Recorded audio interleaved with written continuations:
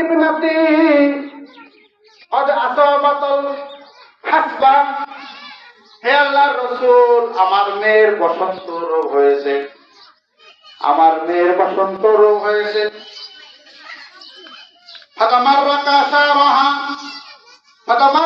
শারুহা বসন্ত রোগ হওয়ার কারণে আমার মেয়ের সকল চুলগুলি পড়ে গিয়েছে, আমার মেয়ের মাথায় একটা চুলও নাই।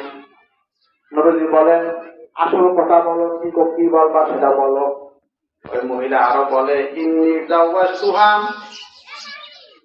আমি আমার মেয়েকে বিবাহ দিয়েছি, যে বিবাহ বসন্ত রোগ হয়েছিল, বসন্ত রোগ হওয়ার কারণে মাথা চুলগুলি পড়ে গিয়েছে, আমি তাকে বিবাহ দিয়েছি।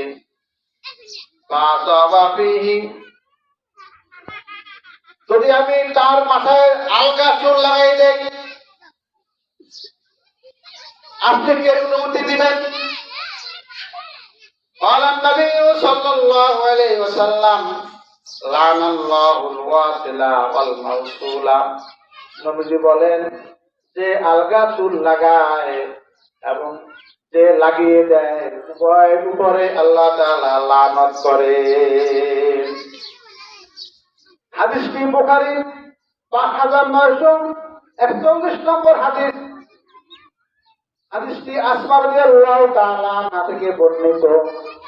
তিনি বলেন এক মহিলা নবীর কাছে এসে বললেন ইয়া রাসূলুল্লাহ আমার মেয়ের বসন্ত রোগ হওয়ার কারণে মাথার চুলগুলি পড়ে গিয়েছে, মাথায় একটা চুল নাই, আমি যাকে তাহার বিবাহ দিয়েছি, এখন কি আমি তার মাথায় আলগা চুল লাগাইতে পারবো কিনা?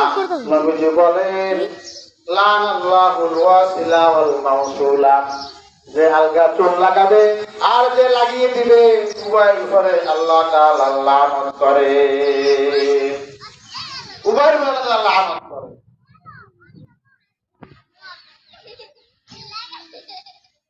হযরত আবু হুরায়রা রাদিয়াল্লাহু তাআলা আনহু বলেন হাদিসটি বুখারীর মধ্যে আবু হুরায়রা থেকে বর্ণিত, মুসলিম শরীফে হযরত ওমর রাদিয়াল্লাহু তাআলা আনহু থেকে বর্ণিত। কাইনা নাহনু ইনদা রাসূলিল্লাহি সাল্লাল্লাহু আলাইহি ওয়াসাল্লাম ذات يوم اصطلع علينا رجل شديد البياض الثياب شديد سواد الشعر لا يرى عليه اثر السفر। আবু হুরায়রা বলেন আমরা নবীর সামনে একদিন বসা, হঠাৎ একজন লোক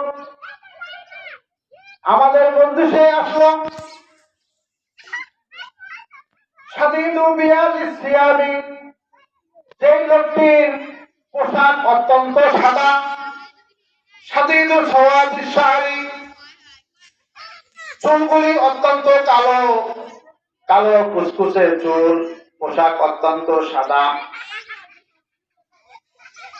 লা ইরা আলাইহি আসরুস সফরি তার মধ্যে কোনো সফরের কোনো আলামত নাই, সে যে বহু দূর থেকে আসলো এর কোনো আলামত নাই, সাথে কোনো গাড়ি বসকা নাই।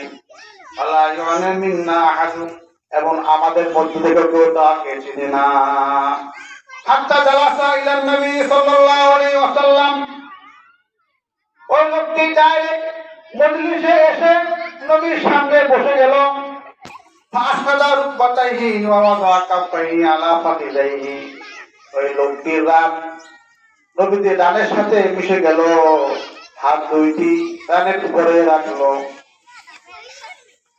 দেখে ওই লোকটি নবীকে প্রশ্ন করে আখবিরনি আনিল ঈমান, ইয়া রাসূলুল্লাহ ঈমান কাকে বলে, আমাকে ঈমান সম্পর্কে বলেন। নবী বলেন আনতুমিনা বিল্লাহি ওয়া মালাইকাতিহি ওয়া কুতুবিহি ওয়া রাসূলিহি ওয়াল ইয়াউমিল আখির ওয়া তুমিনা বিলিকাই রাব্বিকা ওয়া তুমিনা বিল বাসিল আখির। ঈমান হলো আনতুমিনা বিল্লাহি তুমি আল্লাহ তাআলাকে বিশ্বাস করবে, ওয়া মালাইকাতিহি ফেরেশতাদেরকে বিশ্বাস করবে, ওয়া কুতুবিহি আল্লাহর সকল কিতাব সবের উপরে ঈমান আনবে, আর রাসূলিহি আল্লাহর সকল রাসূলদের উপরে তুমি ঈমান আনবে, ওয়াল ইয়াউমিল আখির, আখিরাতের দিনেও তুমি বিশ্বাস করবে। মুসলমানের মধ্যে এখনো অনেক আছে যারা আখিরাতকে বিশ্বাস করতে চায় না, মনে করে যে দুনিয়ায় আমাদের শেষ, দুনিয়ায় আমরা যা কিছু করব আনন্দ আরাম আয়েশ করে যাই, টাকা পয়সা রোজগার করবো, খাওয়া দাওয়া ফুর্তি করবো, দুনিয়ায় শেষ। না না, আখিরাত নামে একটি বিষয় আছে, এক জগৎ আছে।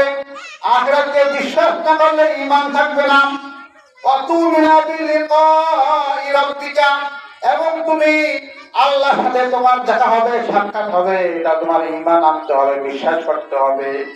ওয়াল ইয়াউমিল আখির ওয়াতুমিনা বিল বাসিন, এবং কবরে যাওয়ার পরে, মৃত্যুর পরে আবার পুনরায় তোমাকে জীবিত হইতে হবে, এর উপরে তোমার ঈমান আনতে হবে।